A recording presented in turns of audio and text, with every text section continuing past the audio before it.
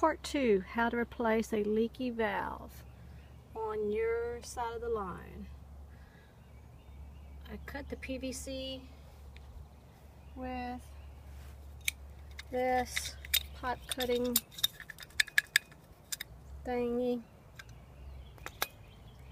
You unscrew the water valve with this crescent wrench, holding the other end with this pipe wrench.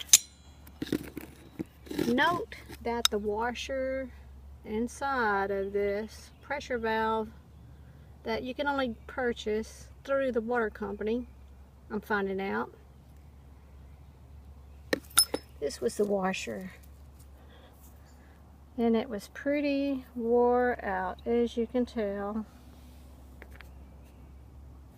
So I purchased a new washer. I will be replacing the washer in this valve and screw it back into there, and then I'll be using a coupler to join these two. PVC coupler right here.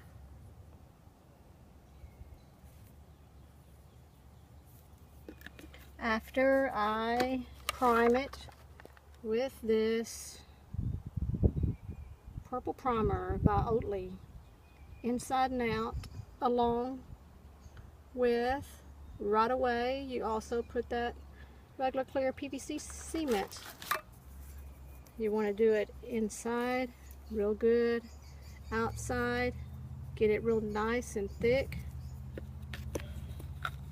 Slips on like that. You want to also coat the outside of this PVC when joining it on there, and then you let it set 24 hours to dry, and your fix should be fixed. Your leak should be fixed.